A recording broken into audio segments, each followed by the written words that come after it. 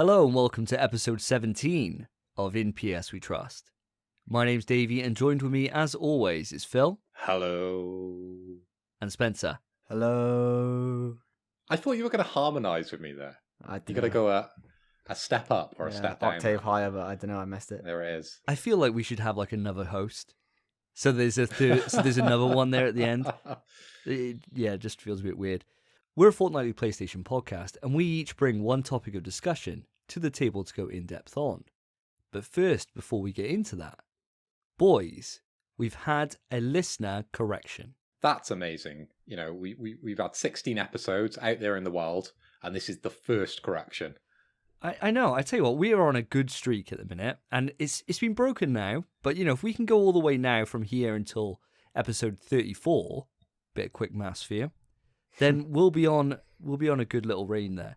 Our correction is from PS Now Guide. So they reached out to us on Twitter, and they said, "First time listener, greetings from Thailand. Small correction: American cities have mayors, but states have governors. So you'll want to send your prize to the governor's office. Also, Subnautica is available through PlayStation's Play at Home program." So first off, I just want to say thank you, PS Now Guide. You are 100% right. Subnautica is on there. And what's weird is, after I recorded the podcast a couple of days later, I was going through my list of games.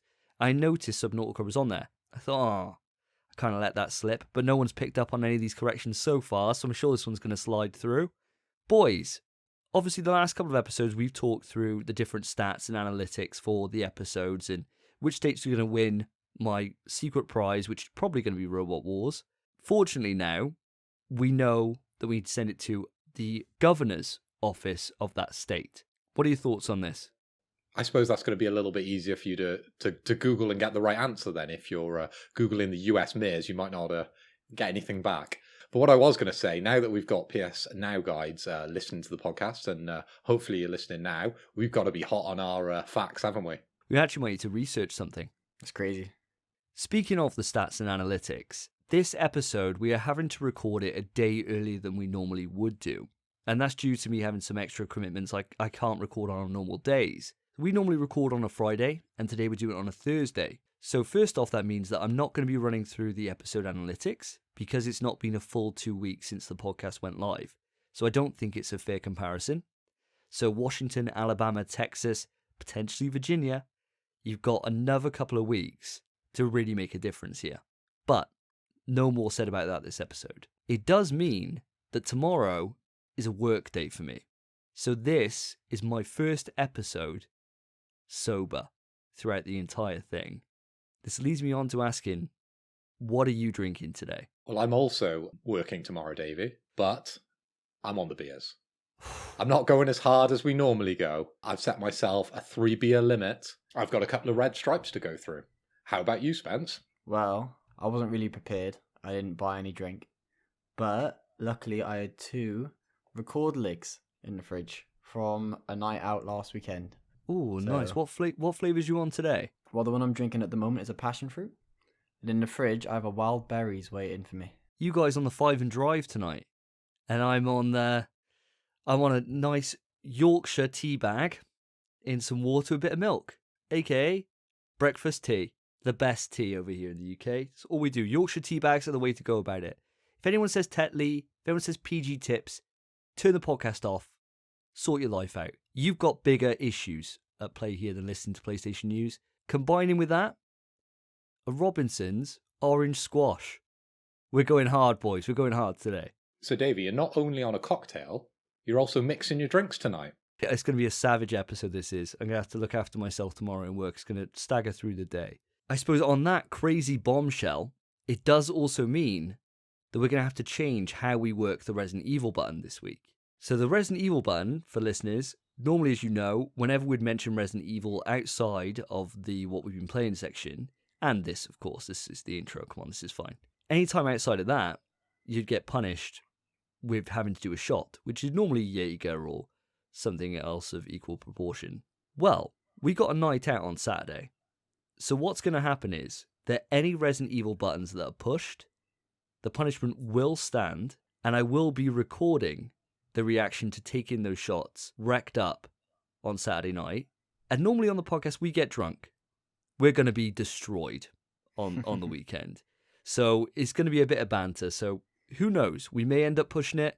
Judging by the last couple of episodes, it's definitely going to happen. And normally on a night out, we video a few things. So make sure to follow our personal Twitters, because you might see some of us out and about in Cardiff taking those Resident Evil forfeits. But looking down the dock, I know Resident Evil comes up quite a few times, so it will be omitted from those topics as well as the intro.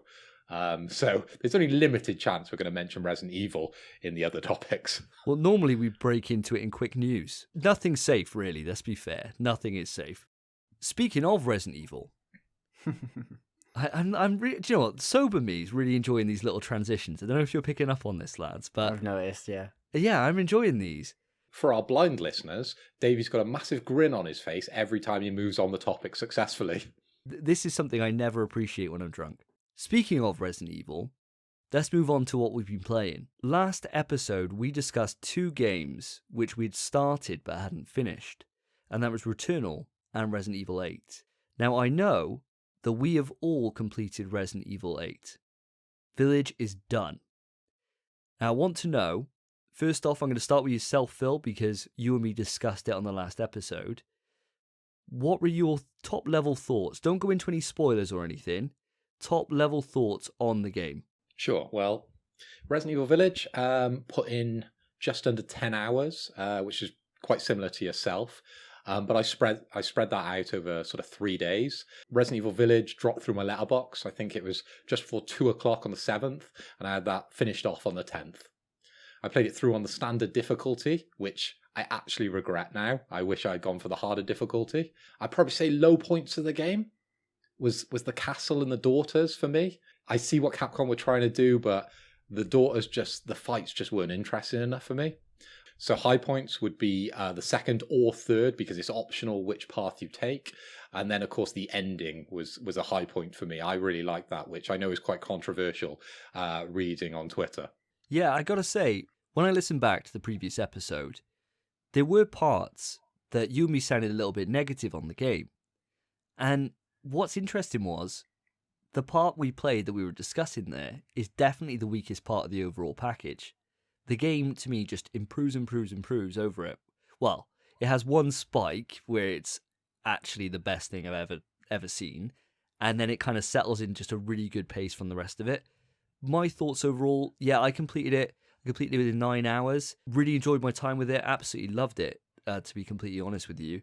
So for my money, Resident Evil Village is the first time the series has actually been able to condense the action half of Resident Evil with the classic style of Resident Evil. It's been tried before with Resident Evil 4, and I don't think that's a successful melding, personally. I don't think that game is really a true Resident Evil. But with the exploration and the puzzle solving that's in this game, combined with the action that you get, and the number of enemies, and how kind of kinetic it all is, to me it just achieves on all of it. And that melding just feels so good together. It was a joy. An absolute joy to finish. I loved it. I absolutely loved my time with it. What about yourself, Spence? What are your thoughts on the game? Right. We know I finished it. I actually started on my speedrun of it today. I adore this game. I actually love this game. I think it's brilliant. I completely agree with the peaks and the lows. I think it's quite blatant. I think more or less everyone who's going to play this game will agree on like where those sections are. But the game just works, it just works so well. The way the game flows, the pacing, the story, the combat, it's close to a perfect Resident Evil game. Kind of. Oh, I don't know. No, maybe not. That's so hard to say. It's a good game. It's a great game. I love it. So do you think then, with us all settling around the 9-10 hour mark for playtime, I know we discussed before last episode actually that gameplay isn't a factor really in how we perceive value from a game, that really the shorter the experience sometimes the better. Do you feel, because I've seen a few people kind of kick off, even though this is a reduced price game, it's not full 70, I have seen a few people on Twitter saying, oh, I'll wait for it to go cheaper because of the game length. Do you think that's justified at all? No. I mean, it's longer than 2 and 3 remake. like easily longer. Even if you fully explore 2 and 3 and fully explore this is way longer, I reckon. And it's brilliant. People are stupid in that sense, I reckon. I just completely disagree. Yeah, I disagree as well. This is something that I look at and laugh, because Resident Evil Village is a full PS5 offering, isn't it? It takes advantage of so many features when it comes to the PS5, and I wouldn't want to play it anywhere else, because the PS5 is the premier offering at the moment. Both of you are completely bang on. The amount of production that's gone into every single square inch of this game is phenomenal. It's easily the best looking game on the PlayStation 5, without a doubt, in my opinion. In fact, I'd go so far as to say it's the best looking game I've ever seen in my entire life. It's incredible. I'm not sure about that. I'm not sure about that either, because the other game, which I'm sure we'll talk about straight after this, I would say is visually on a higher level than Resident Evil Village. Oh, I'd disagree with that. I didn't even mean that. I didn't even mean that game. I meant Demon Souls. Do you think? No way. No chance. Demon Souls, mate, it's been a while since you played Demon Souls. Honestly, the amount of times that I did slow E3 pans across that game can't be stated. The amount of times I literally just stood there and just stared at a vista or an environment were just countless. In fact, it was probably most of my playtime was there. It might only be a 5-hour game. I think models-wise, it's either slightly better or on par with Demon Souls. Probably slightly better. But then the animations are way better on Demon Souls. Way better. And then there's no texture popping on Demon Souls, which there is. There's quite a lot of it in Village.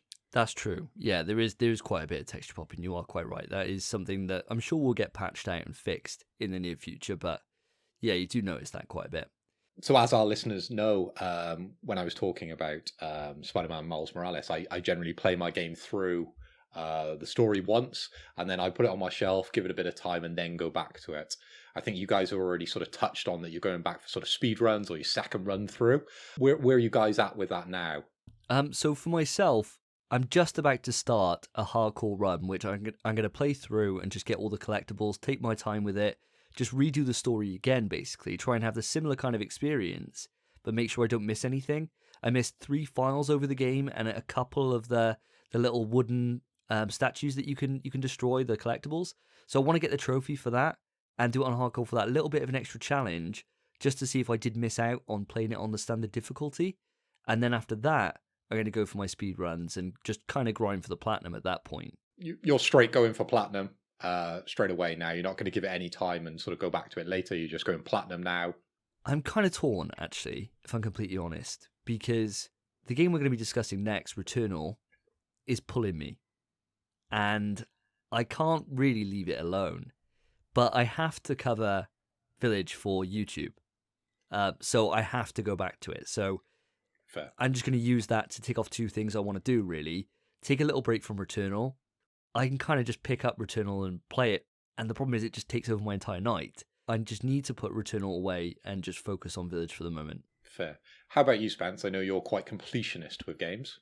Yeah, I'm very much the same as Davey, but the opposite, because I'm doing the same thing, but I've gone for the opposite approach. So I started my speedrun today. I'm not doing the hardcore yet. I'm playing on casual, the easiest difficulty, because that's the best thing to do. I'm doing it with knife only, no heals. Nice. Trying to beat it in under 3 hours. I'm at the start of the 3rd boss, and I'm about an hour and 8 minutes, I think it was, into the game. So I'm doing good, and the way I'm playing it now, to me, it's crazy that it took me over 10 hours to beat the game the first time. Yeah. I saw some of the stuff on Twitter where people were doing speedruns with like knife only, as you're doing, and like there were so many questions about how were they beating the bosses with just the knife. But I guess I'll get to that when I do my speed run. I am looking forward to revisiting it. But probably what I'll do is wait until they announce some DLC, and I'll sort of go back just before the DLC to sort of refresh my memory about the game, and then dig in then. I know with Resident Evil Biohazard, we had No More Heroes and End of Zoe, which was the additional story content.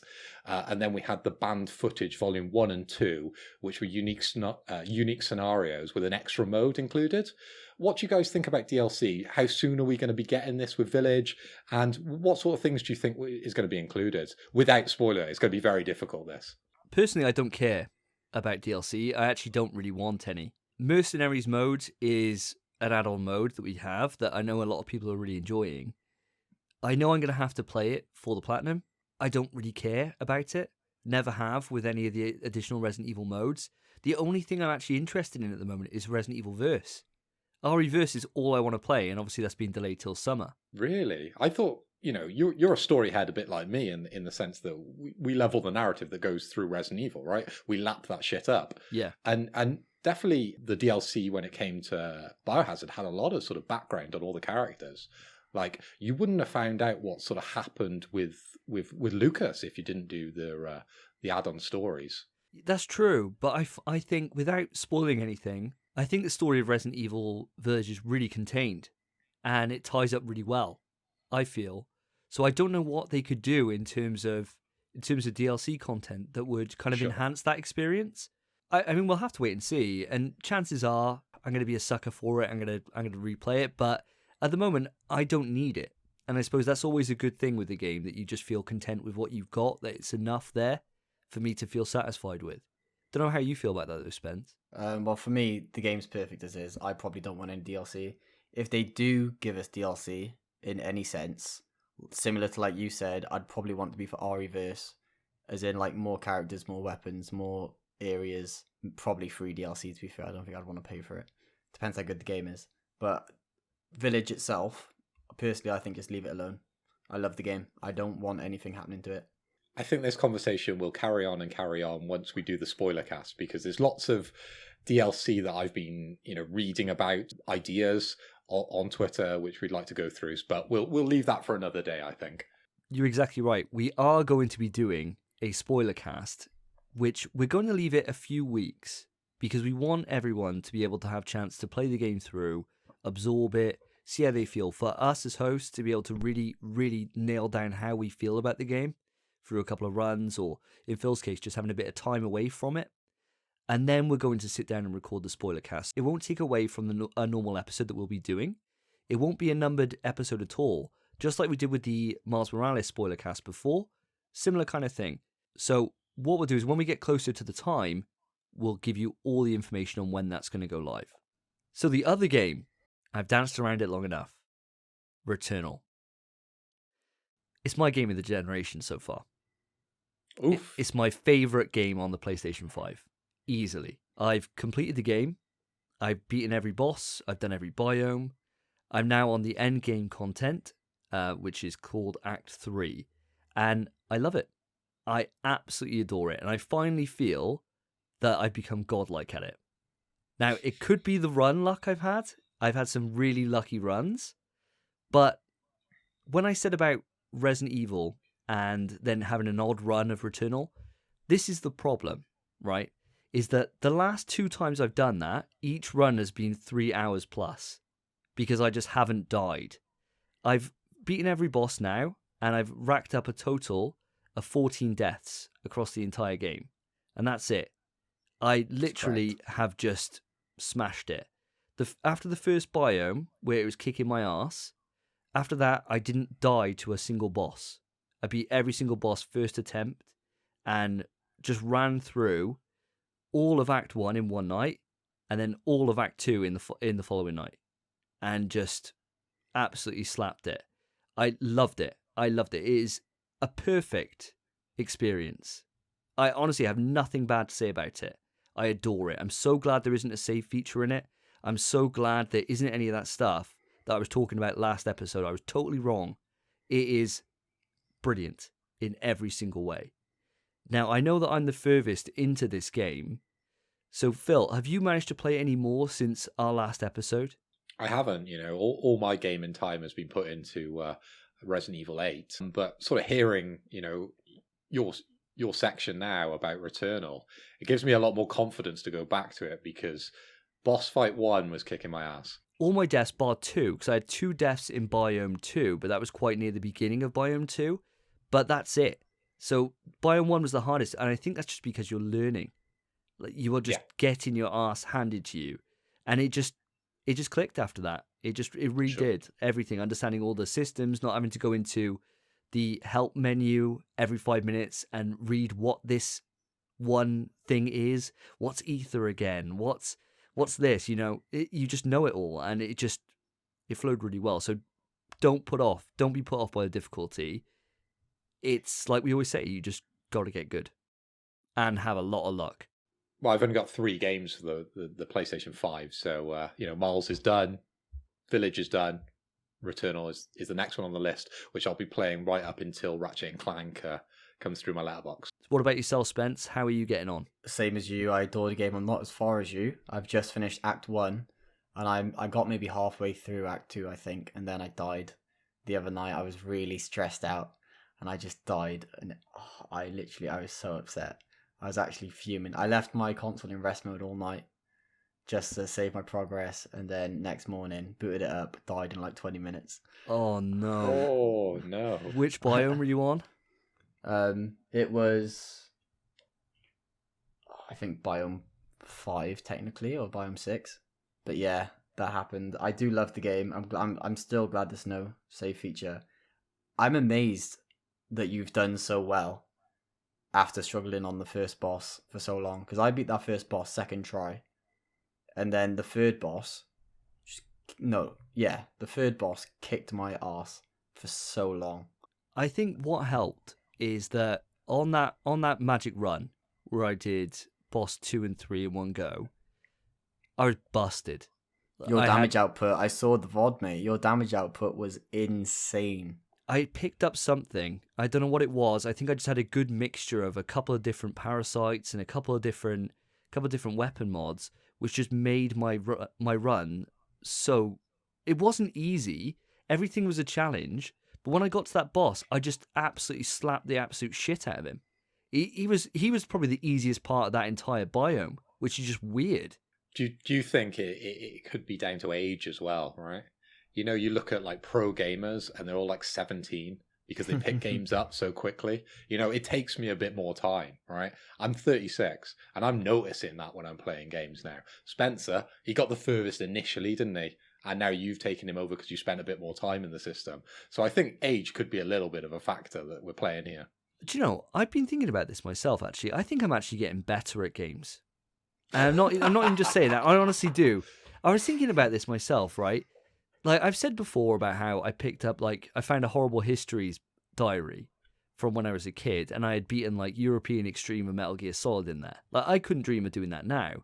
But I think as a kid, I think Returnal would have kicked my ass.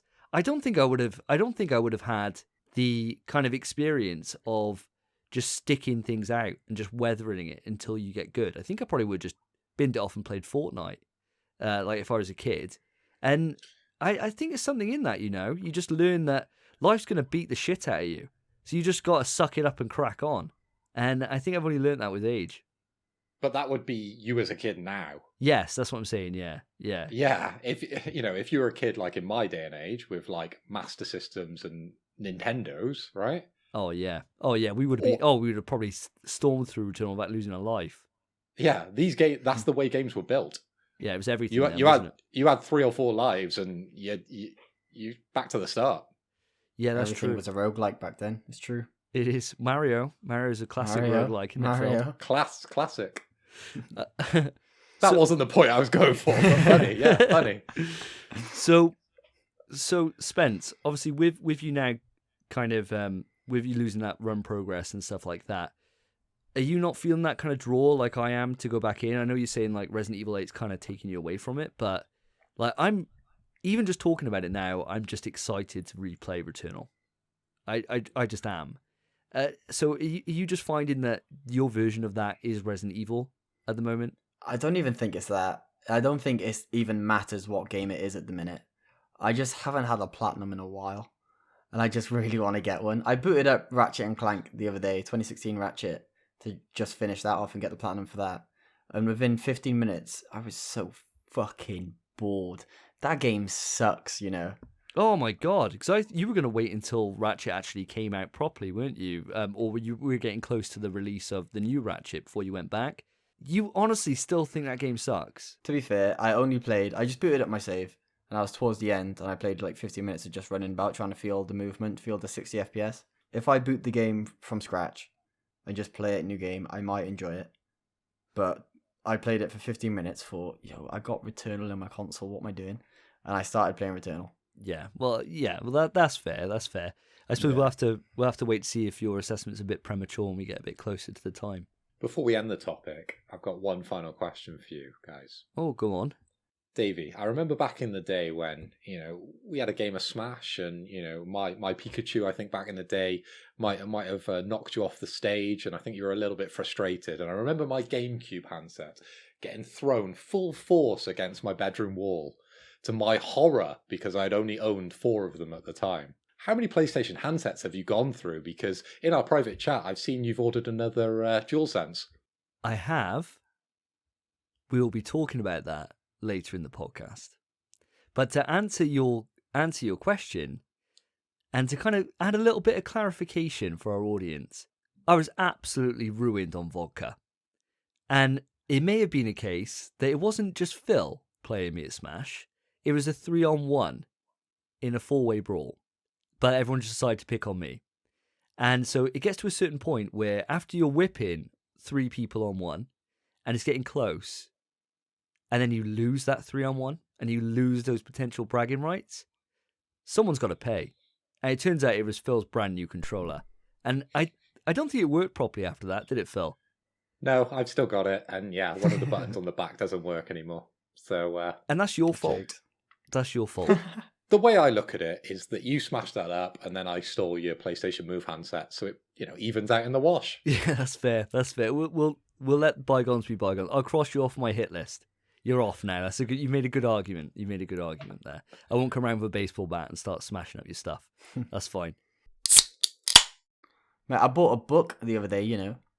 How mad Did it is have a that? lenticular sleeve on it? Fuck no. Absolutely not.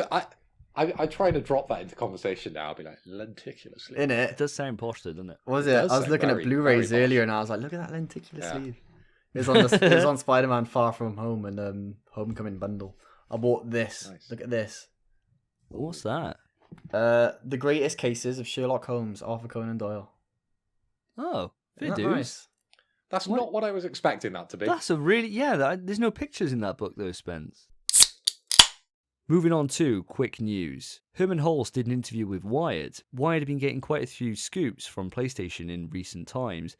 Now, in this article from Wired, which I'll put in the description of the podcast, an interesting tidbit in there is that there is 25 PS5 titles in active development by PlayStation Studios. Now, they're all going to be different sizes, not all going to be big AAA things. Some of them are going to be small and different genres and things like that. But it does beg the question what they could be. I suppose what we'll have to do is just keep an eye on E3, which is in a couple of weeks' time, and see what answers we get to that question, and then kind of revisit that and see if we can figure out what the actual plan is. But it makes sense, instead of spending time on it now, we've got E3 literally around the corner. So by next episode, we could even know what a lot of these are. But have you guys got any thoughts on that at all? Literally nothing. Wait and see. Wait and see, yeah.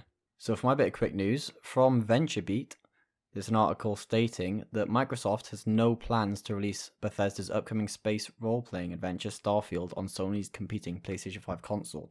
So this game is completely exclusive to at least Xbox and maybe PC. Any thoughts? Well, it's what we said before when we had Potato Chief on, when we were trying to figure out what Bethesda's whole deal was going to be moving forward, if they were going to keep things locked down on their console or put it across to PlayStation as well. Looks like they've made a decision and it's going to stay on Xbox. Personally, I don't give a shit. I honestly don't care. It's not Doom, it's not Wolfenstein. Do whatever you want. Literally, Davey, same as me. I don't care. Even I know you like Doom and Wolfenstein. I don't care about any Bethesda titles. They could all just be wiped off of the PlayStation Network and the PlayStation Store. I do not care. I don't play them. I probably never will. Fair. So on to me. Quick news. The official trailer dropped yesterday, which is Wednesday 19th, for Resident Evil Infinite Darkness. This is the CG serialized drama featuring the hero, Leon S. Kennedy, and Claire Redfield. This will be streaming on the 8th of July on Netflix. But I don't know about you lads, I cannot wait for this. I mean, yeah, I love my Resident Evil stuff. I love all of it. I love the animated films. I love the live action ones, even though maybe I shouldn't. But they're fun. It's fun. And I love a good Netflix binge. So, give it to me. If this was live action, then I'd be torn. Because I wouldn't want to say that I was looking forward to it. Because it's more of walking into a potential trap. You paid money to sit down and watch, right? And that's going to happen with me with a live action movie whenever that comes out. But the animated ones are always fun. And if I can get more gun fu kind of action on top of some kind of skyscraper, I'm all for that. So I'm hoping, if anything, they just dial that up to 100 and we end up seeing Leon and Claire maybe have a little duel, maybe where they got 2 machine guns and they're crossing guns and shooting down each other's barrels or some other nonsense like that. And maybe you have Nemesis fighting Tyrant just to chuck it in there. You know, nonsense stuff. But I'm looking forward to it. We'll see. Maybe I'll turn around and eat my words and it would be the best Resident Evil thing I've ever seen. But I don't have high hopes, but that means I can only hopefully be impressed by it. What about yourself, Phil? Are you going to be wild on this then straight away, day one? Binge it? As I said, I cannot wait for it. It's the type of thing that I would want sitting on my shelf if it wasn't coming out on Netflix. Thank God. Thank God it's only on Netflix then. I don't want to look at that behind you on the webcam. You'll have to burn it to DVD for me, Davey. I'm not wasting a DVD on that. My final bit of quick news before I hand it over to Phil to close is the Days of Play sale is beginning on the 26th of May. Now, the Days of Play sale happens every single year, and it's where Sony teams up with retailers and on their own online stores, so on the PlayStation Network, to offer discounts for a load of exclusive games. So those games at the moment as they currently stand, and this list could change by the time that sale goes live on the 26th, is for PS4, you've got Death Stranding, Ghost of Tsushima, one day I'll be able to say it properly, Spider-Man Miles Morales, Predator Hunting Grounds, Sackboy: A Big Adventure, The Last of Us Part 2, and then a selection of PlayStation Hits games, which like the old Platinum range that they used to do back in PS2 and PS1 days. And then for PlayStation 5 games, you've got Demon's Souls, Spider-Man Miles Morales again, Marvel Spider-Man Miles Morales Ultimate Edition, which is the one that includes the PS4 remaster of Spider-Man, Sackboy: A Big Adventure, and the Neo Collection. I mean, that list is pretty heavy hitting apart from Predator Hunting Grounds. All really, really good games on there. We don't know prices or anything because those details go live on the actual Days of Play store on the 26th of May. So, and you'll also be able to see which retailers are taking part on that date as well. But one thing, if you are interested in trophies like me and Spencer are, is that activities have gone live. So activities, you sign up through going onto the actual Days of Play website, which I'll put a link in the podcast below. On there, you sign up, they play games, earn trophies, and that contributes to a score. And that score, when it hits certain goals, you get free stuff. So that would be either like themes for those PS4 users or avatars or both. And it's going to be all different things and different kind of goals as it goes on. So if you are interested in earning free rewards, then sign yourself up, go out, play some games, earn some trophies, have a good time, and get some free stuff from Sony. Definitely some big games on that list. And for any of our listeners that haven't played Death Stranding, I would highly recommend it. It gets a full 10 out of 10 from Phil. But guys, I've got some big news. Hit me. Timesplitters is officially, finally, making its grand return. An announcement from Deep Silver for their new entry in the series is officially underway. It's still very early days, but it's something definitely to keep our eyes on. Now, I haven't played Timesplitters since Timesplitters 2 in the early 2000s, playing local multiplayer at sleepovers. Did you guys ever pick up Timesplitters back in the day? Just before I answer that, back in 2000, yeah? 2002. Weren't you a little too old to be having sleepovers? You were at least like 52 back then, weren't you? That's insane. Mate, it was all babes back in those days. Me and the girls playing Timesplitters. Playing Virus. Who was the monkey? That's what I want to know. We're having pillow fights, mate. But yeah, I adored Timesplitters. I played all 3 of them. I absolutely loved them. Timesplitters 3 was actually my favourite out of them. I know that Timesplitters 2 is most people's answer, but I loved Future Perfect. Perfect, yeah. I adored that game. And just like you were saying, I used to go around a mate's house and I was like 15, 16 at the time and just caned that game. Absolutely played it to death. Loved it.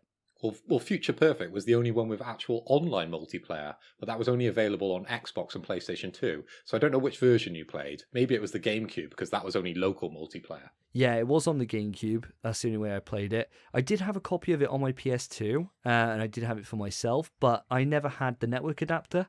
So I never played online until PS3, other than the odd game I played on PC online. But that was it. That was it. But yeah, I absolutely adored it. Now, Spence, does Timesplitters mean anything to you? It does. It doesn't mean a lot, I'm not going to lie. I definitely played it as a kid. I think I played Timesplitters 2. And maybe, I think they had one of those, like they had Time Crisis stuff. Like those shooters in arcades. I feel like there's a Timesplitters one somewhere. Definitely not. Do you not reckon? I feel like there was. All right, maybe I'm chatting out with Let's do a Maybe quick it's been Google. Let's hand it over to the quick Google, and we shall, for our audience, this would be seamless. You will never know this has even happened, other than that I'm telling you it has happened. Let's ask the Google. And Google says...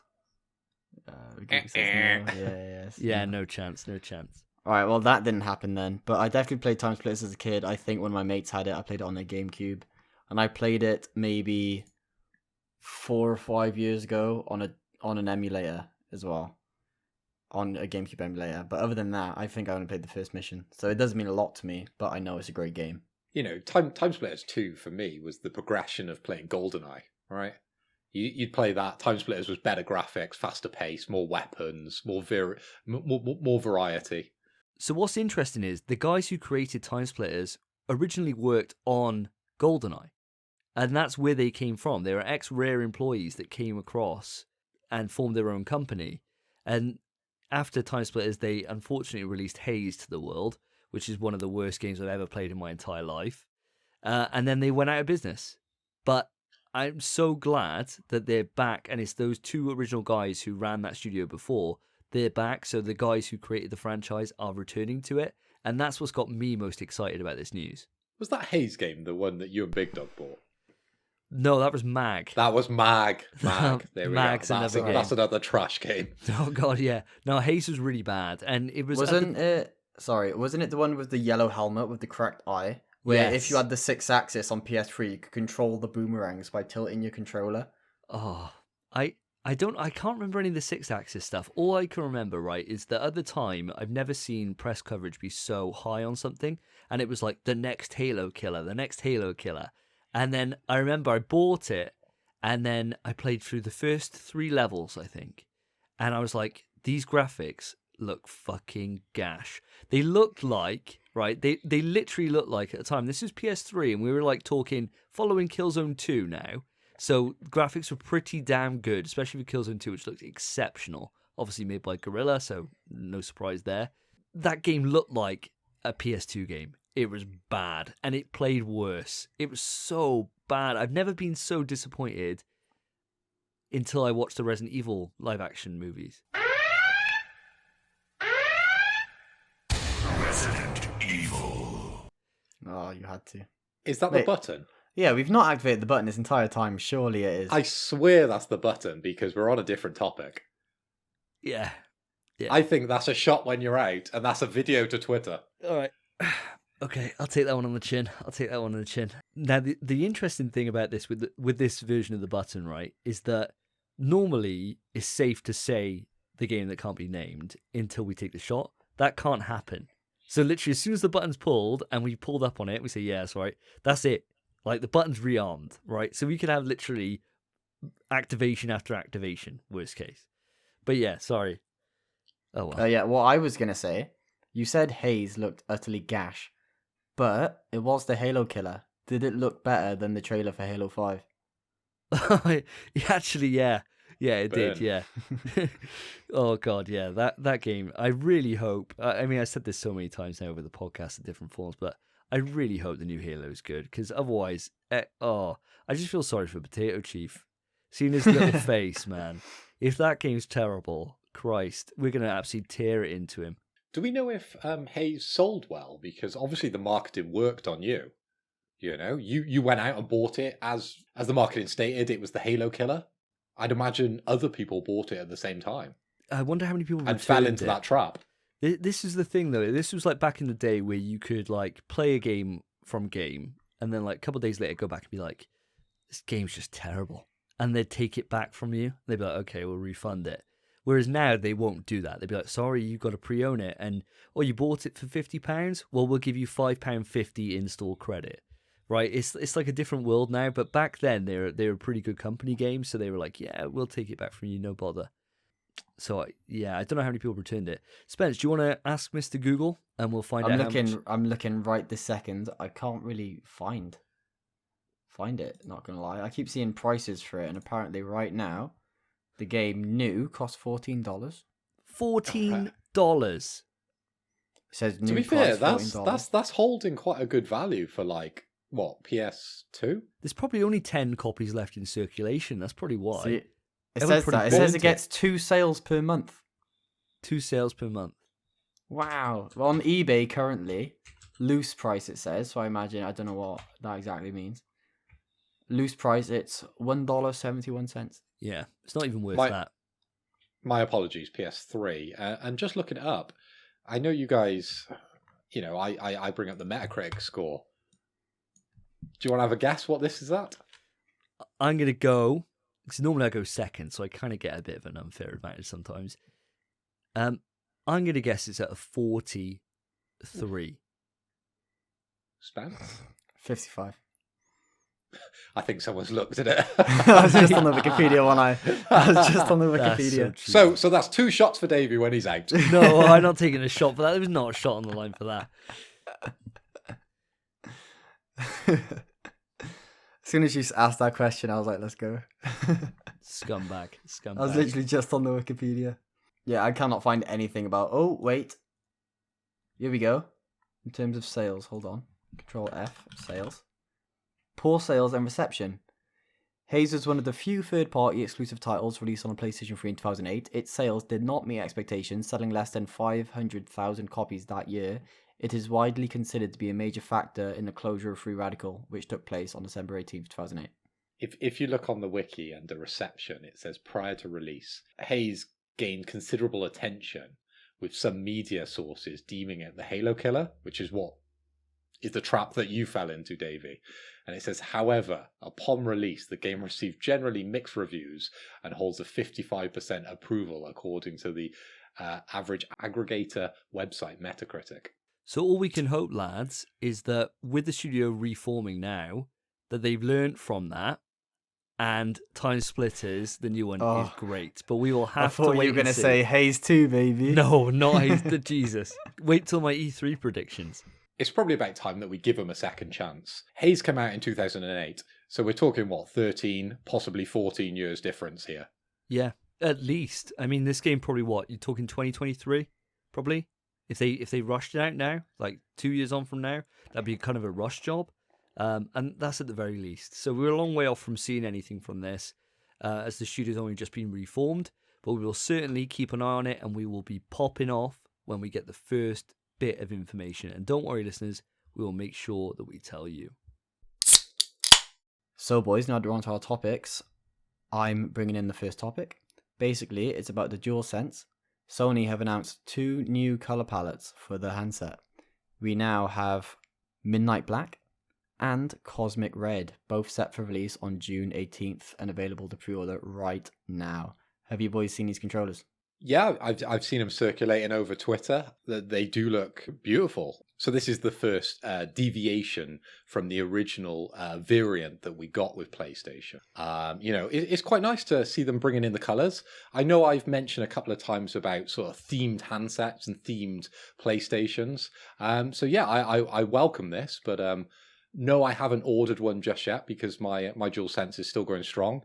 As you boys know, I've only got the 3 games on PS5, so it's still brand new for me. Yes, Spence, I've seen both of the colors. I saw them on Twitter day one. As soon as they were announced, I saw them and I popped off.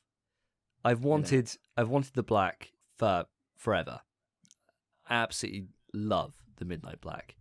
Now, the color on the Cosmic Red, it's not really red. That's my only thing It's about pink. it. It's like slightly pink. Yeah, it's like a pinkish red, and it's nice. It is nice. Don't get me wrong, but I'm all about stealth. I'm all about that stealth controller, and I just think that offset with the blue LEDs around it when the controller's on, oh, it's just a thing of beauty. Now, I've ordered the black one. It's on pre-order.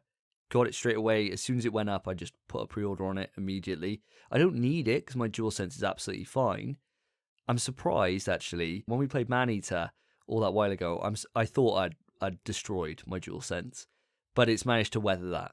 So I've got no issue, really, with the actual pad itself, which is a bit of a miracle following that game. But I just need that. I need that black version in my life. What about yourself, Spence? Did you go for any of these day one? Well, I saw them both day one. As soon as the article went live, I popped off, hopped straight onto the article, and there was a little link into the PlayStation website showing off the new DualSenses with like full 4K images, and they hadn't been updated yet because I was on this article frame one, so I was literally refreshing the Sony website because I was that desperate to see what these pads really look like. I love both of these controllers, but unlike yourself, Davey, I've opted for the Cosmic Red. Just because, well, if you look at my room, sorry, blind listeners again, but we'll explain now. My room's red. I like the color red. It's a nice color. A red controller, you know. It's a bit of me. What I've said before on a previous podcast was that all the pads I seem to buy are either white or red. Those are the variants that I go for.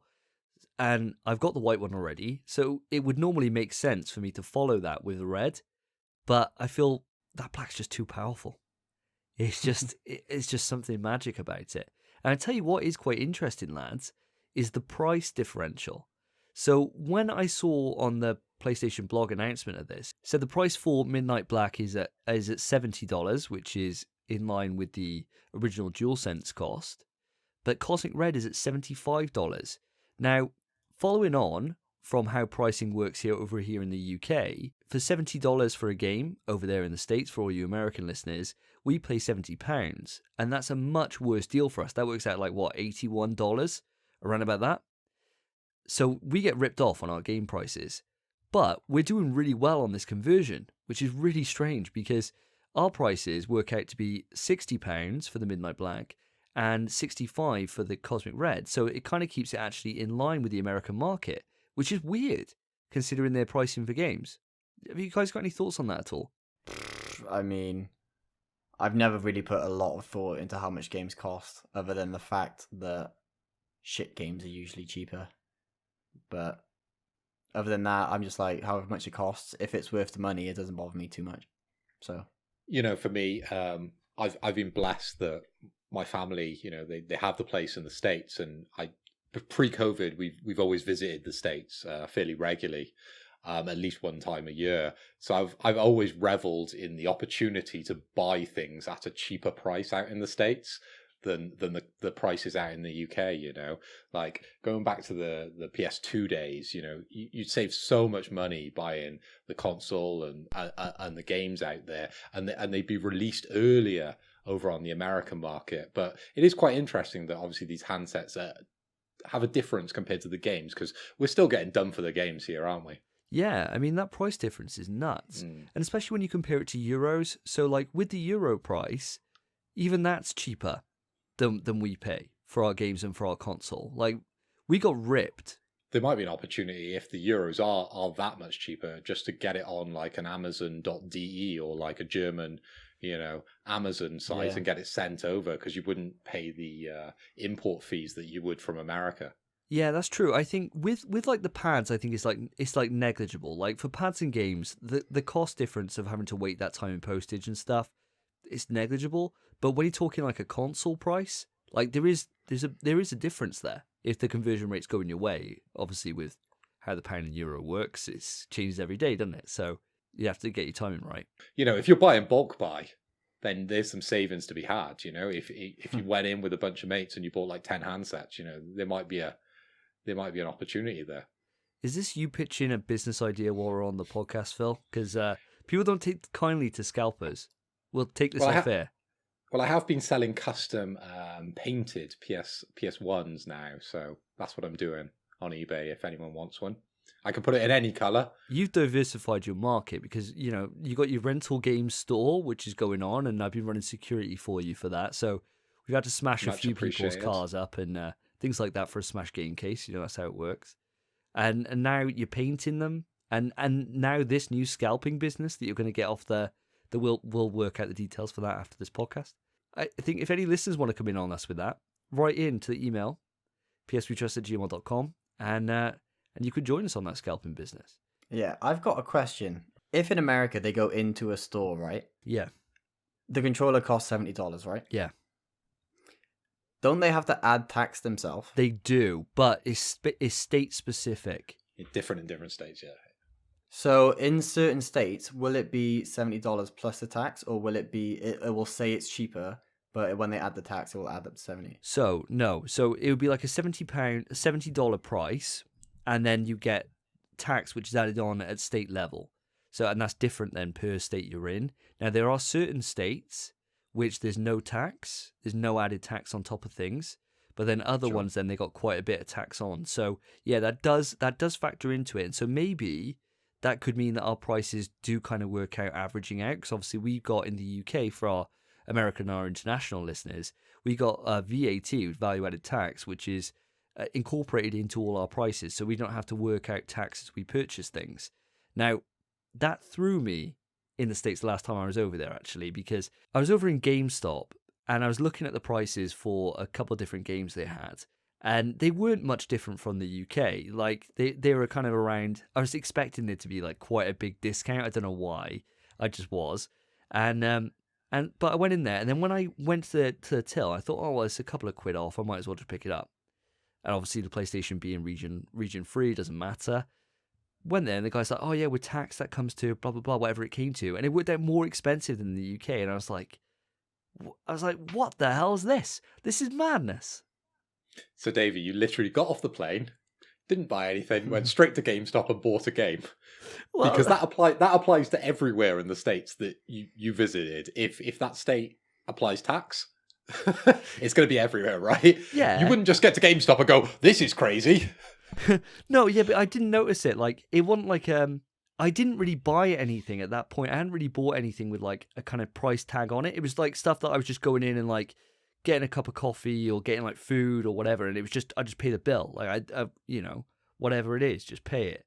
But when it was like something that's like marked up as like $60 and then you get it and it's like $67, I was like, what the fuck is this? And they're like, oh, it's tax. Jesus, you Americans, man, you guys, what are your government doing? Like, I know one of them's going to get gifted with a free game, right?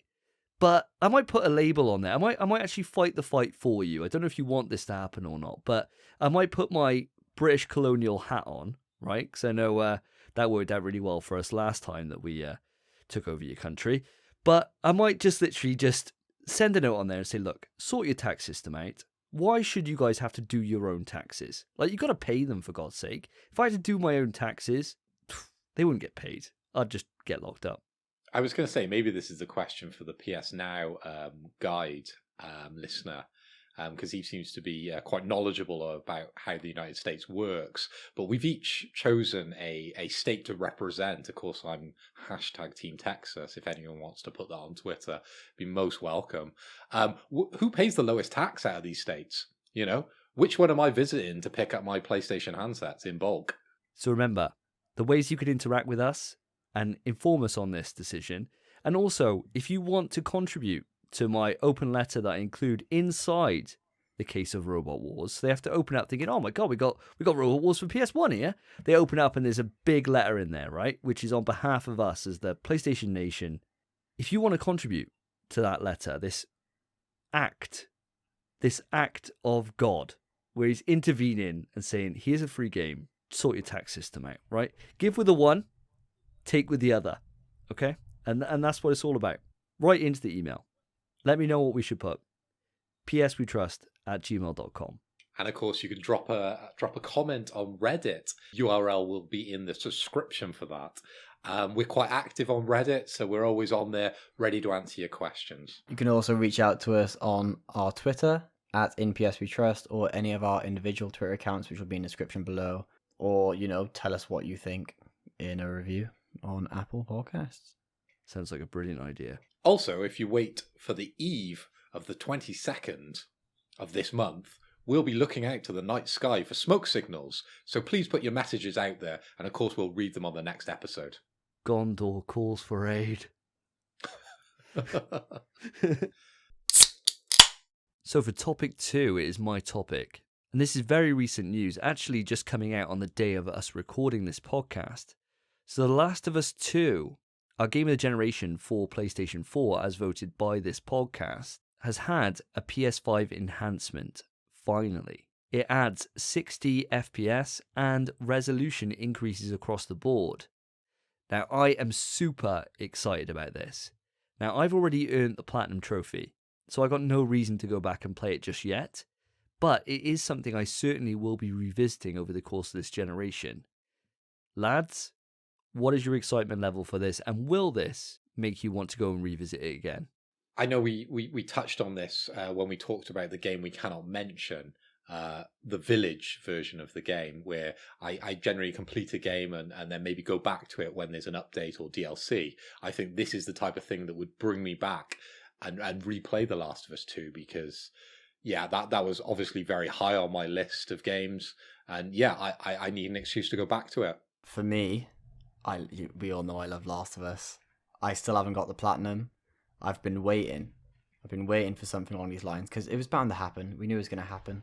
And obviously, I'd love to go back and get The Last of Us 1 Platinum, which, Davey, by the way, thank you again. Phil, I don't know if you've seen it. Sorry, blind listeners, this is just going to be a moment between us. But for my birthday, Davey got me a horrific reminder that I'll never get The Last of Us 1 Platinum. That's amazing. I bought you a Platinum Trophy replica, and it was the PlayStation 3 Platinum Trophy replica, and I put on there engraved The Last of Us. So he may not have it on the PlayStation Network, but he's got it in real life. And surely that's better, right? You've got it to me. The multiplayer trophy shouldn't count. So you've got it as far as I'm concerned. Does this count on my Platinum list then? It will until you get to the same level as me, and then no. I'll take that, but yeah. Phil looks gutted about that. Phil looks gutted. It's another step. He's like, leave me in the dust. I don't care about trophies, though. But basically, this is all I've been waiting for. The Last of Us 2 patch is perfect for me. I've wanted a Platinum game for a long time, but I've never really had, I guess, a reason to do it. I've just kind of been waiting, and this patch is exactly what I wanted.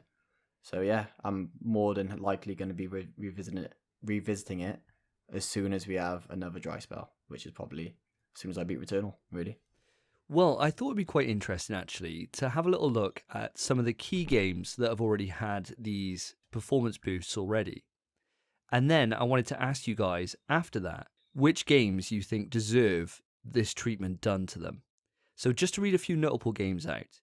Days Gone now runs at 60 frames per second in dynamic 4K on PS5, where it's capped at 30 frames per second in checkerboard 4K on the PS4 Pro. God of War, as we all know, that had a patch a little while ago. That runs at 60 frames per second in checkerboard 4K on the PS5, where it was limited to 1080p and around 40 to 50 frames per second in performance mode on PS4 Pro. Ghost of Tsushima, one day I can say it properly. That game can now be played at 60 frames per second on PS5, where it's capped at 30 on PS4. Ratchet & Clank running at 60 compared to 30. And a joy for us, Remnant running at 30 frames in 4K or 60 frames per second in 1080p on the PS5, where it is just reduced and stuck at a static 30. I think there's one more game you want to mention there, mate. Our favourite game from last month's PS Plus offering at the bottom of that list. Oh, Jesus. Okay, yeah. Zombie Army 4 Dead War. That runs at 60 frames per second in 4K on PS5. But nobody's going to see it, because nobody cares about that game. That game is shockingly bad. Also, one I've just Googled, purely because I was quite confused that they did an upgrade for the 50-cent Blood on the Sand game. But no, that's the Blood and Truth game, isn't it? yeah. Blood and Truth is the That's the first party game. That's actually a PlayStation VR title. That is. So That's yeah, probably why I haven't heard of it, because I know 50 Cent. He's got his fingers in a lot of pies, so he might have just got that upgrade for PS5. that would have been so good. Honestly, I'd play it. why don't I'd play it. I reckon we should champion that game to come back. I think that game's one of the big. games with the most swear words per thing. Like every single time you smack someone, he's like, bitch. Like every 5 minutes, literally, like every action you do, he's swearing at someone. And that game is so funny. I'd love to see that get remastered. That would be an absolute dream. To be fair, the graphics weren't that bad on it. I'm just looking at it now. I reckon you should play it for next episode, Phil. I'm not sure it needs it. The PS5 patch. Do you know what? No, it doesn't need it. Leave it as it is. It's a classic. Just release it right now. Yeah. So, what games do you guys think then are kind of desperate for this kind of treatment? Are there any that spring to mind? Spencer, why don't we start with yourself? I'm trying to think, There's not a lot of games I played on the PS4 that I really think need it. I'm trying to think. How does Resident Evil 2 Remake... Oh, I just pressed the button. Resident Evil. Fuck. Oh. Alright, that's a shot for me. Oh! That's a shot for me. Hello. I wanted to mention it, so I had to take the button, didn't I? Yeah, you did. You kind of, you opened yourself up for that I one. can't say the game that can't be mentioned 2 Remake. Well, let's have a look. Do it. Ask Mr. Google. I think it True, runs true, at true. 30 offhand. Apparently, the game targets 60 FPS, but that doesn't really happen except for on the Pro and the Xbox One X, where it's 60 FPS and 2880 by 1620. So a 25% cut on each axis from 4K, which is a very strange resolution to me. But 60 FPS, I mean, just make it 4K. That's what I want, really, and I'd be happy. I'd love to play that game again. I love that game. Phil, what about you? I think it's pretty obvious for our listeners which game I'd go for. So PlayStation owners would have experienced Death Stranding in 30 FPS, but Kojima Productions actually originally said the intent was to have this at 60 FPS, which is what PC players actually get as standard. So to get that upgrade on PS5 would be big, and that would be an excuse to go back to that game for me. I have platinumed it, but I think to see it at that higher FPS, I would definitely go back to it. Yeah, I'd love that. I'm literally sitting on an excuse to go back to that game. I really want to go back and get that platinum. And that could be the thing that tips me over the edge, especially if they upscaled it to be 4K as well. That game's already beautiful, so stunning. It's a stunning game now. Imagine that game In 4K. 4K on 60. PlayStation Oh 5. my gosh, be beautiful. Oh, Does it have ray tracing? I don't know about PC version, but the PlayStation 4 one definitely didn't. So that would be nice. That would be lush. That'd be nice, mate. Maybe I'd actually play it. Well, I got one for you boys, and I think, Spencer, you might kick yourself with this one. Bloodborne. Bloodborne is currently locked to 30, and that game is desperate for a 60. Now, the PC modding crew, as they always are, they are digging hard at trying to get this game running at 60, and they got it running at 60. But obviously it's on a modded version. It's not like a real version of the actual game. PlayStation, come on. You own that IP. Just do it already. The fans have been crying for it for such a long time, especially with Demon's Souls running so clean at 60. Just do it. I've platinumed it. I've done everything on Bloodborne. I just love that game. And to go back and see it be as smooth as it possibly can be would be game-changing. You're completely right. I am kicking myself, especially because on the article I saw them mention they want Bloodborne to have this. And I also saw them mention another game Oh, go on. that I think you'd both agree with, which I haven't even played, but I own. Horizon Zero Dawn. Oh, Horizon, yes. That would be so good, especially as me and Phil both got the Frozen Wilds to tick off the list at some point.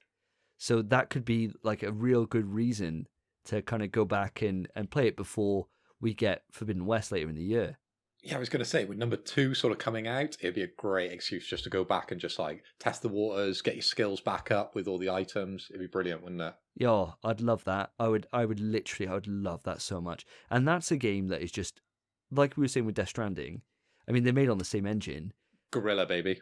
Beautiful. Absolutely beautiful game.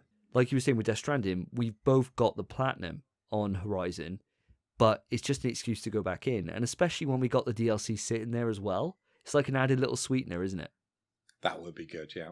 I've heard that DLC is crazy good, and I've wanted to go back, and I'm sure I have it as part of the Play at Home initiative now. So if they upscale that, that would be crazy. So listeners, we'd love to hear from you on this. Are there any games that you're screaming out into your car radios right now and thinking, you've missed 50 Cent Blood on the Sand? That game is desperate for an upscale. It's not perfect as it is now.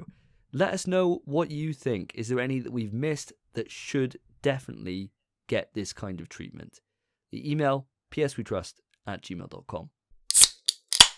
So our final topic, and the button has been disabled for this topic because yet again we're going to talk about Resident Evil. There's been new information regarding the Resident Evil 4 remake, and it's made its way to Reddit of all places. Most notably, the game will be exclusive to next-gen platforms. It could be timed for a PS5 exclusive. We're going to have the same voice actors as Resident Evil 2 Remake. There's going to be a mix between first and third-person elements. This is a point I'm not chuffed about. Potentially could be semi-open world. I don't know where that's going to go. It might go the way of that Uncharted game where there was that section that you just got lost in forever and ever and ever. Uncharted 3 and on Lost Legacy did it, didn't they? Lost Legacy, that's the one I was referring to, yeah. There's going to be Uncharted more... 4, sorry. Uncharted 4. Sorry, listeners. Before you all write in, correct me. Hold off on that. It's Uncharted 4 in the Jeep. Put those email fingers down. There's going to be more content based around the Merchant and the Chainsaw Man, which would be cool, right? That would be interesting if they filled out that story a little bit more. And of course, there's going to be some more tie-ins with the upcoming Netflix series. A lot of this is going to be speculation, and you want to take this with a pinch of salt because it is Reddit, and you know what it gets like. People just add in whatever they like. But boys, what do you think about these predictions? What do you feel's right? What do you feel's wrong? And have you heard anything else on this topic? I like RE4. I like RE4 a lot. I think it's a brilliant game. I'll play the reboot, obviously. I don't really care what they do to it too much. All of this does sound pretty good, but I want them to add more horror to it. And if they add a bit more horror to it and a bit more of like a tense tone, because I never felt tense throughout that game, then I'd love it, I bet. Like, you went back to Resident Evil 4, and obviously you played that. Did you play it on the PS5? I played it on my PC. Played it on PC, right? But you didn't play it when it came out. I think No. when it comes to Resident Evil, and we can definitely press that button as many times as we like during this segment, if you play it at the time of release, it's a lot more scarier. Yeah, I'm sure. You're 'Cause kind of caught you're- up in the excitement, aren't you? You're gonna. It's like if you went back to any of the originals. You know, if you went back to like my favorite, which is the original Resident Evil 2. That's not going to be scary to you, right? It's going to be a bunch of big blocks, colored blocks on the screen moving around, isn't it? Bumping into each other. It's going to be much harder to understand than, playing Resident Evil Village now. I mean, I played Resident Evil 1, obviously, to start off the list, and I was shit scared of RE1. It was remake, but I'm talking about the originals, PS1 originals. You're not going to be scared of those. no, probably not. But when I played remake, I was actually horrified. I'd push back on that because I think it's not so much the graphics, it's just the atmosphere. And the atmosphere that those games elicit, especially with Resident Evil 1 and 2, is scary. I think even though the graphics are bad, you kind of, the first hour, right, of playing it, you'd notice the graphics are bad. But when I played through Resident Evil 3 Nemesis, after about half hour, I didn't even notice that the graphics were bad. I just was totally absorbed in it. And I think when you get something then jump out on you, and that creepy music, which the music's always been phenomenal in those original games, it will still get you. I know you were going to mention this because of your review that I watched earlier yet again for Resident Evil 3, just to pick up on this topic. But you experienced it when it came out. Spencer didn't have those memories. For you, you're arcing back to that time when you played it. It's the same when I play Resident Evil 2, the original. I'm as scared as when I was when I originally played it. Spencer doesn't have those memories to play it. So I think it's different. I mean, I did play RE2 when I was a kid. I didn't play it. I don't think I ever beat it. I think I probably played it and was just mostly confused. Or I can't remember much of what I did. I just know I did play it. But, I'm just using you as being the younger no, I know. Yeah, I person understand. on the podcast, right? But I don't know what you're saying could ring true. It makes sense, but I'm graphically speaking in the game, the graphics don't make the game. If you're like absorbed into a game, I don't think it matters how it looks really. You'll feel what the game's trying to tell you. That's the sign of a good game, really, is that it doesn't depend on the graphics. The graphics will heighten an experience, yeah, sure. But I think after the graphics kind of wear off and you kind of become accustomed to whatever it is, I think then it's in how they build that horror. So with the classic Resident Evils, and it was built around the kind of the tension and the slowness of it, and you like opening that door and having that moment where you don't know what's going on, it's just building music, and you just kind of like self-doubting yourself, like that's all still there. And if anything, it's probably heightened because you don't have that like quick kind of loading time. It just takes ages. So you got more time for your mind to kind of wander. Now, I haven't played the original 1 or 2 for a long time, so I could be completely speaking out of turn on this. But I'm sure I will be going back to them on my YouTube at some point. So it will be quite interesting, especially Resident Evil 1, because I haven't played that original for such a long time. And what's the URL for any of our listeners that want to catch up on your channel? I know we mention it quite a lot, and you're definitely gaining quite a lot of views and subscribers on there. Yeah, it's going really well at the moment. Focusing on Resident Evil. It's just go onto YouTube, type in SSJ Davey, and you'll find it easy enough on there. Got reviews all the way through the mainline series now up to Resident Evil 7. So I haven't played Resident Evil 4 since its original iteration. I didn't enjoy the game at the time, and that's why I haven't sort of revisited it. But after watching your YouTube reviews, I'm definitely looking at Resident Evil under a different lens now. The things you pick out as kind of flaws within games, I'm judging the newer games now based on things that you pick out within your reviews. So for me, Resident Evil 4, if they're correcting some of the things that you sort of picked out in your review, that would definitely bring, a lot more excitement for me to revisit this title. I gotta say, I don't know how the hell they're gonna remake Resident Evil 4.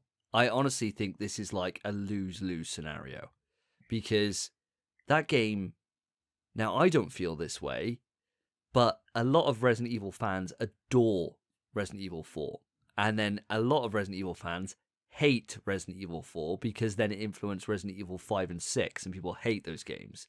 Sorry, Phil, I know you love Resident Evil 5. I hate 4, but I love 5. Yeah, it's just weird to me. Yeah, that is weird. But I make my own choices in life. I'm not just like reading the wiki and the Metacritic score and going, yeah, that's right, so I'll go with that. I'm just making up my own mind. No, that's totally fair. That's totally fair. Like that little dig there. Like, can you imagine that's all I did? Just like, what does everyone else say? Oh, let's just chuck it in. The reason why I think it's a hard game to remake, right, is that as far as I see it, there's only two ways that you can go about remaking this. Either keep it exactly the same as it was before, like with Resident Evil 1 Remake, where they just got the existing system that was there and then improved upon it. So adding in things like the Crimson Heads and the burning the bodies and things like that to make an extra layer of choice in there. Or you go down this Resident Evil 3 Remake route where you change it and you focus it on a single goal, which in that case is escape, right? And you build the entire game around that. But it changes kind of everything about it. Whatever way they go, they're gonna piss people off. Exactly. There's two very separate camps when it comes to Resident Evil, as you've mentioned. So whichever way Capcom turn, and I think I've criticized Capcom in the past for this, they very much listen to the community, right? Yeah. And they just kind of blindly do what they're asked. And this is why I think the Resident Evil series has kind of chopped and changed where it's going based on the feedback they've got, because they always take it on board and include it. Yeah. They're one of the developers that actually listen to the community. You're completely right. I mean, reviewers at the time when like Code Veronica came out We're saying, yeah, the game's fantastic, but we're just sick of these tank controls. We're just sick of these fixed camera angles. We're sick of this like item management. You know, the game just feels stale, it feels old. But then you change it all for Resident Evil 4, and then you end up sacrificing what made the series so great. So it's like, and then sure, you get a load of new people on board that then that's their version of Resident Evil. So then how do you then keep the old people happy while still keeping this new crowd happy? And that balancing act that Resident Evil's always kind of gone along. And that's a tricky thing to do. Capcom have well and truly created a monster. They have. They really literally, have. they've created a monster here because you're never going to please 100% of your player base. No, you're really not. Now, speaking about, you were saying about the validity of this Reddit post right at the start of this topic. Sure. Now, there's a prolific Resident Evil leaker called Dusk Golem, and he's leaked absolutely loads of details. He's the guy that leaked a lot of the information about Resident Evil 2, about the Resident Evil 3 remake, about how that was supposed to be all included in one thing, which came out as true. He's leaked an absolute shed load of stuff, so he's a really good source for knowledge on this. And he put out a series of tweets kind of responding to this and putting in knowledge that he knew. Fortunately, or unfortunately for Capcom, the leak that happened with all their information a while back had some key information for when they had original dates set for these games and things like that. So I'll read you out just a couple of things that he says. I'm not going to read it word for word. What he states, Dusk Golem, is that the game has restarted development. So the original plan for Remake was not exactly like the original, and he could say that as a fact. He said the project did get a reboot, as most know. They're taking RE3's criticisms to heart. So they're trying to make it more akin to the original Resident Evil 4 experience. The code name for Resident Evil 4 is apparently Chainsaw. And he says, while Capcom do work on a pay-us-for-exclusivity deals, he doesn't believe that part. And that's the one part that I'm like, there's no chance. There's no way they're going to make that an exclusive deal with PlayStation. There's no chance. Outside of Monster Hunter, it's their biggest series. You don't want to tie that down to one platform. It makes no sense. It makes no sense at all. He also says, the camera switching thing I don't know enough about the project pre-reboot to say, but it sounds like bullshit to me. With RE2, they kept camera options in debug, but focused on a single angle. He also says on there about the chainsaw guy, and says, yes, that is, he's heard that from his sources, that Dr. Salvatore, who's the chainsaw guy, that he is getting expanded upon, same with the merchant. Now, for my money on this, obviously having no insider information, that camera switching thing between first and third, don't buy that for a moment. Not even for a moment. I don't believe any of it's going to be in first person. I think the entire thing is going to be third person, centered behind Leon, going to be a similar control scheme to Resident Evil 2 and 3 remakes, as opposed to how Resident Evil 4 was, where it was tank controls, but an over-the-shoulder perspective. Do you think that information may have got mixed up with the VR iteration of Resident Evil 4? Because, of course, that's in first person. Potentially, I don't know how much of this I buy at all, if I'm honest with you, only because, like, with them restarting development, we're a long way out from this. Like, people are saying 2023, and that's quite likely. But you're saying they restarted the development. Which way were they going originally with it? So originally they were going to be going down the route of Resident Evil 3 style, where they just change everything, right? Annoying, because that's probably what I would want. And to be honest with you, I've said this before on the podcast, so this is nothing new to the listeners here, but I'm happy going along whichever style they decide to go down, because you've always got the original there to reference back to. I suppose I should clarify, because I always have an issue with Twin Snakes, okay? The difference is, if you're choosing to keep the game as is, but then you add in things which don't add anything to the experience and actually take away from it, I've got an issue with it. If you're deciding to revision how you see that game and put it under a different style or focus it on a certain element, totally cool with that. New vision on an existing game, totally fine. Same with how Resident Evil 3 Remake did it. If you're doing Twin Snakes route, where you say we're going to just faithfully remake it, but add in first-person controls, and Snake does random backflips every 5 minutes. Not happy with that. And so that's my kind of just clarification there for the audience. But yeah, I think the rumor-wise, I'm excited for whatever they do. And I don't hold this game in the same high level of esteem that a lot of the fandom do. So whatever they do to it, I'm not going to be disappointed. And that's always a good place to be in. Yeah, I think I feel the same with you, because it's probably not even in my top 5 of Resident Evil games, right? Whatever happens with it, I'm gonna play it, and we're gonna get a new view on it, aren't we? And if it's just the same game with upgraded graphics, then I'm just gonna comment on how nice the graphics are, aren't I? Spence, how are you feeling about it? Because you've only recently played Resident Evil 4. Yeah, I mean, I agree with what both of you have said, where you don't even think it's in your top 5. I think it's literally probably my sixth favorite Resident Evil, but I'm the same, whereas I don't really care what they do, because although I did enjoy the original, I don't hold it anywhere near as high as RE2 Remake or RE1 or even 7 and Village. It's nowhere near. There's a big gap after my 5th favorite game and then number 6. There's a big gap. So whatever they do, as long as it's not dog shit, I'll be quite happy with, really. I think the only thing that we can be rest assured on is that the control scheme is definitely going to be improved. So they're definitely going to bring over what Resident Evil 2 and 3 did. They have to. Those games feel like butter, especially compared to Resident Evil 4, which does feel weird. Like, whereas I love tank controls, but like Resident Evil 6 felt great, right? Like, it felt great to play. Like, even if it was that control scheme in there, I'd actually be really happy about that. Like, jumping and dodging through stuff.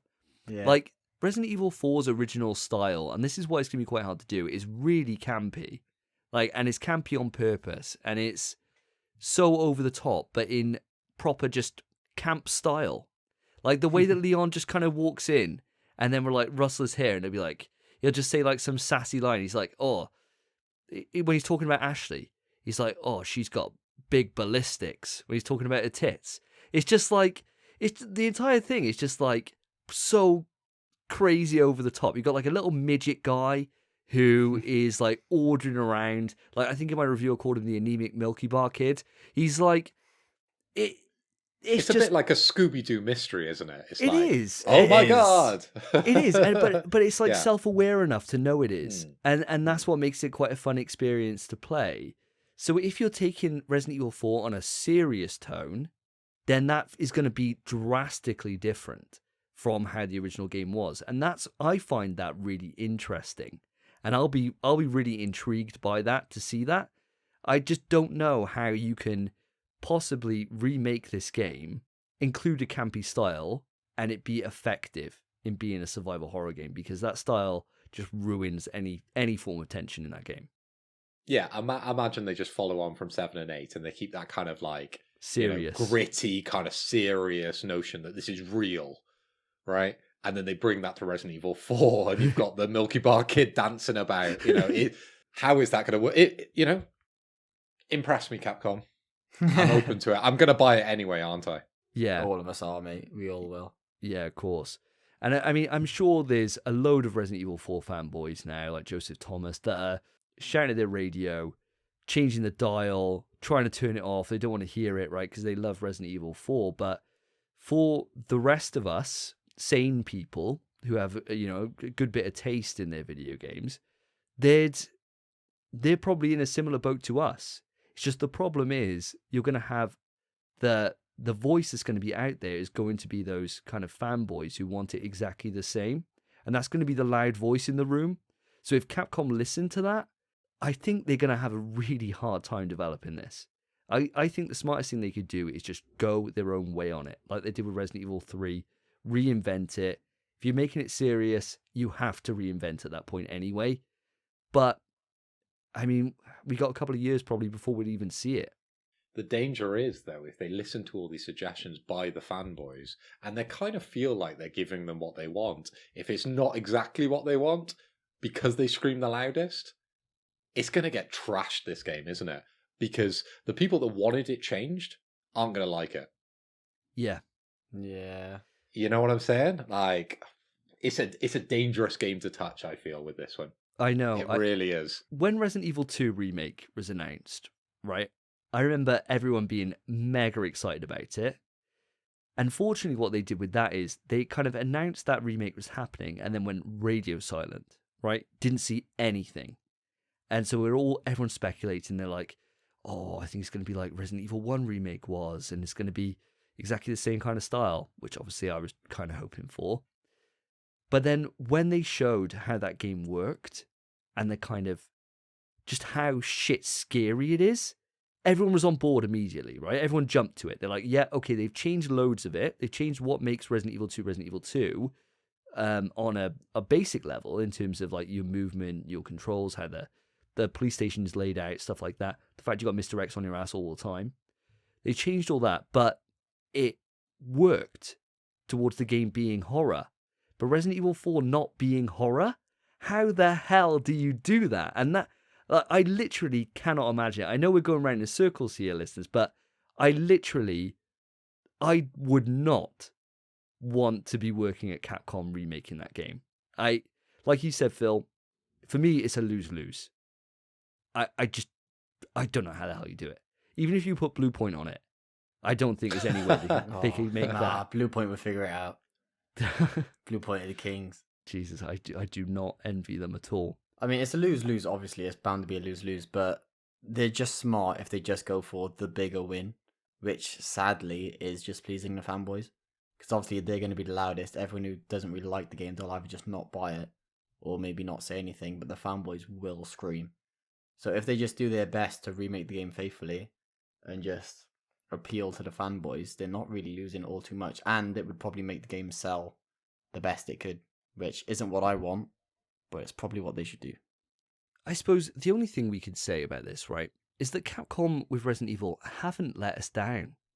Since 7 came out back in 2017, they've been on hit after hit after hit in my book.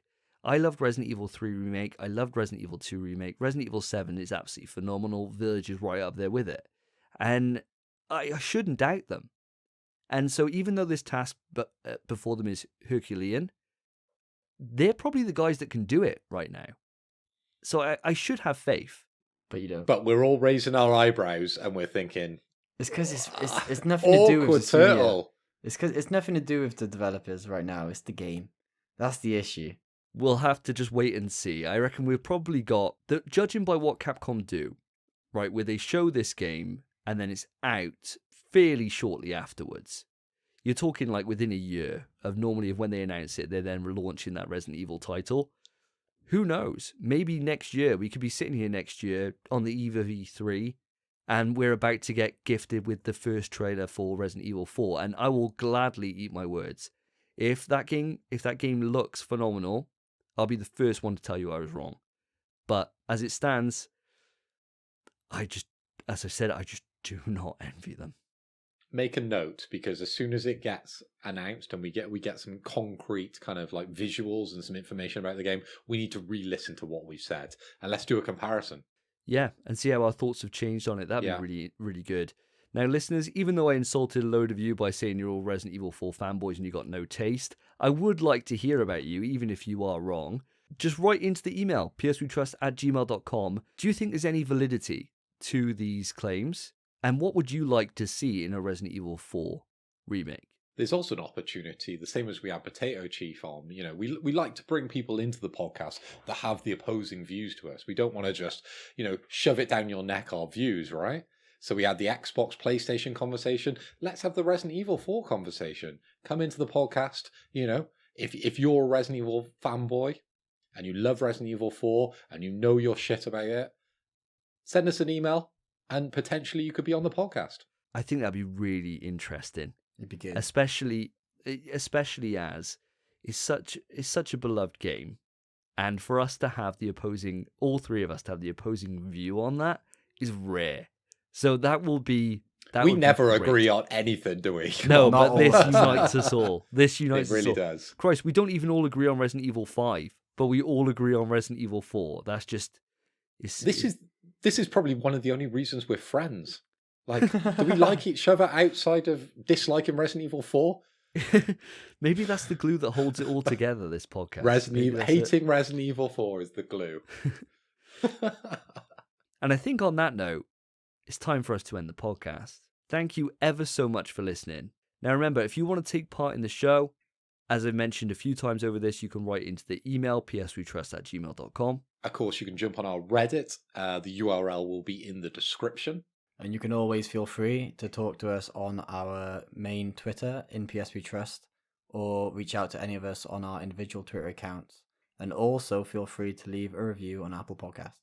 Thank you ever so much for listening. I hope you enjoyed the first and hopefully only sober episode of the podcast. Now, I've been Davey. I've been Phil. And I've been Spencer. Take care, guys. Peace. Whoa. Just before the episode ends, it's Davey here. I've just edited the podcast and I realised to myself, we didn't actually get any footage when we were out on the weekend. And it turned out it was actually just because it was a bit of a quieter night than we anticipated. Turns out, with this coming to the end of lockdown, Lark, that everything just closed really early. So none of us got trashed, and none of us took our Resident Evil punishments. So what we're going to do instead is the next episode, Phil can dictate when me and Spencer take our punishments. So it probably means next episode is going to be more messy than normal, which is going to be good for you guys, but bad for us. But I thought, we can't just get off scot-free. But anyway, guys, sorry to drop in just before the end of the podcast. Hope you've enjoyed the episode. Take care of yourselves. Take care of each other. See ya. In PS We Trust is hosted by Davey, Phil, and Spencer. You can write into the show via our email, pswetrust@gmail.com. Our Twitter is @InPSWeTrust. To find each of us online, follow our Twitters, @SSJDavey, @PhilipHoy, @SpenPie_. Thank you for listening. Take care of yourselves. Take care of each other. See ya.